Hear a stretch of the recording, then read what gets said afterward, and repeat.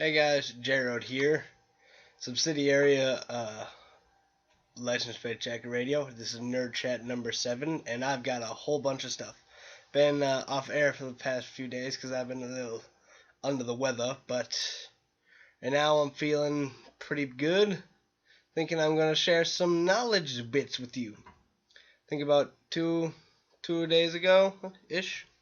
2 days ago from now, I don't know when I'll be posting this video, but hopefully soon. Um, is the X-Men Days of Future Past final trailer come out, and I was like, thought that was some pretty cool stuff. I also found some other videos today while just looking up some musical cool things. I will leave the links below. But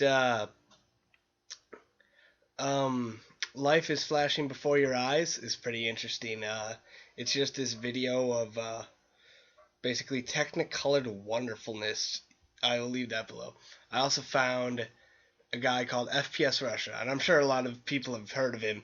He's absolutely hilarious. I think he's cool. The reason I found him is because I have always wanted to cook with a flamethrower, and he popped up when I found cook with a flamethrower. Like, for me, I've always wanted to just have a cow on a steak and just be like, fuck it. And then this guy actually just has a pig, like a full pig. He's like, this is how we make barbecue in Russia. Yes, feel free to mock my horrible flamethrower sound effects and terrible Russian accent. You have a nice day. I also, like, I've always been a fan of the Honey Badger video. I found out this guy has a book, and his YouTube channel is called CZG123. Pretty funny. I think he's great. Now, for those of you who like a little bit of trippier things, I have to say, definitely found something crazy. It's called Circus of Bedlam, and for any of you who are like sit and like to debate philosophy and think of stuff like me, this video is amazing. Yeah,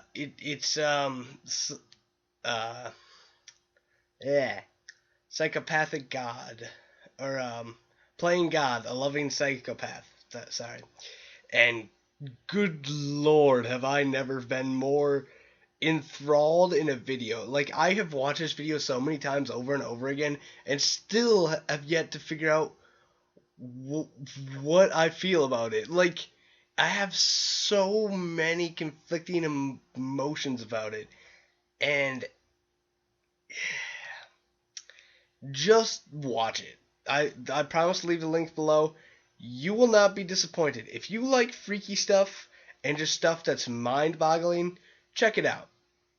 And on other news, I was looking up music today because my brother has just gotten into metal, and I thought I will expose him to every metal I can think of.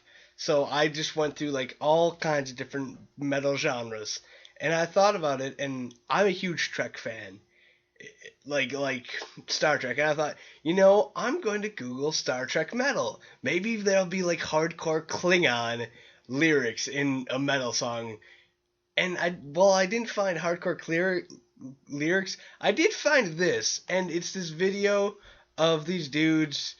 It's called Mandatory World of Light, and I've never been more happy in my life to be a Trekkie. And I really would just love to hear, oh, Kulakazet. Yeah. And then I was also looking up some metal, that I found a symphonic metal tribute to Legend of Zelda. I will leave that link below. That was pretty cool.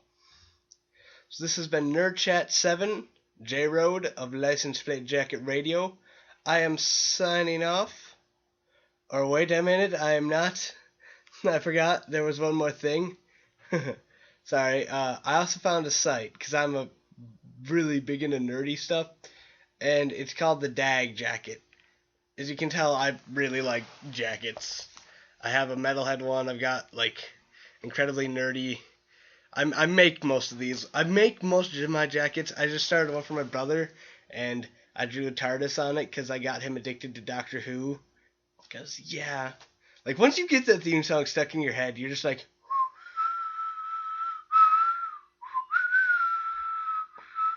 Nee, nee, nee, nee, nee, nee, nee, nee. Ding, ding, ding. Yeah. You will never get that theme song out of my head. It's so great. Like, you're like, ooh, ooh. Listening to me, I bet you it just sounds so stupid me trying to sing that, but it's such a great theme song. And, like, it. Ironically, the lady who did that has a documentary about her, and you should check that out. I don't know if I have a link to it, but it's pretty hilarious. Like, she was like the pre-runner of dubstep, and while people say, "Oh, it came from Skrillex or it came from so and so and dubstep and all this," not really. It started way back with her. She just accidentally started making these really weird recordings, and she's like, "Oh, we can make cool sound effects with these for old sci-fi," and that always enthralled me. Like, that was like, yes.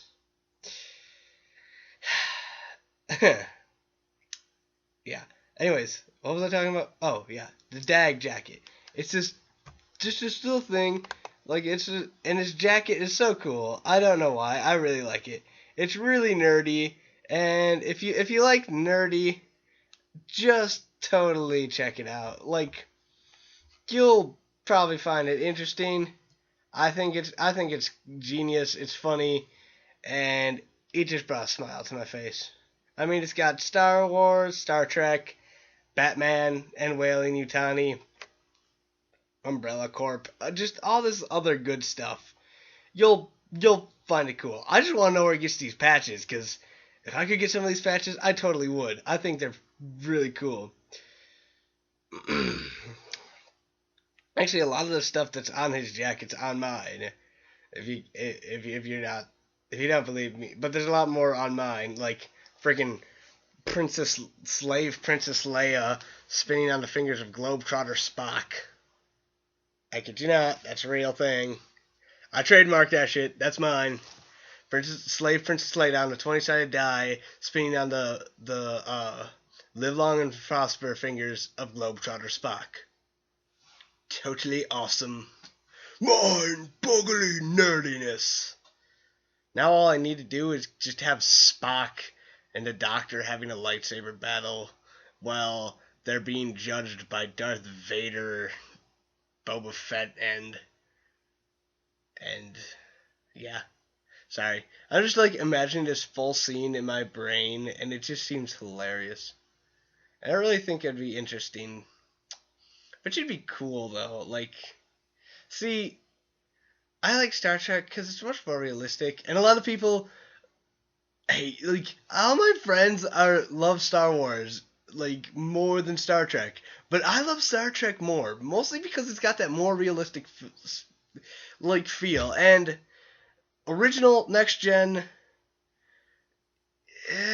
Deep Space Nine, I'm iffy about. The two new movies, I was like, yeah, new. Definitely think it's a great series. I don't care if you all hate me for this. I choose Picard over Kirk. Though Kirk is, much more of a charismatic leader, Picard just has this class. And Patrick Stewart just happens to, like, there's no wrong that Patrick Stewart can do. I don't think I've ever seen a bad movie with him in it, or a character that he has not played well. I think the closest is, I can't even remember it. It was just a stupid 90s movie where there was this hacker kid and his dad worked for a computer company, and Patrick Stewart was just this generic bad guy who wanted to steal $600 million or something. I don't know. It was something like to that effect. And that was about the only movie I ever think that wasn't a good movie that Patrick Stewart was in. I bet you there are some. And some of the Star Trek movies that don't hold up. But he still is a good character. Picard is a good character universally. I mean, he's been in bad situations, like, there's been bad movies, and I could go on about this. But yeah, like, in depth, I could go on about this. I still think it would be interesting to have a scene where Picard meets Mr. Spock. Um, oh, wait. I'm sure there's some in the comic books, somewhere in the comics or something. Or in one of the fictional books. I haven't read all the books. Yeah. So this is somewhere along the lines that probably happened. My brain's too boggled, though, right now to remember it. Dude. Now, what was I going on about? Oh, yeah.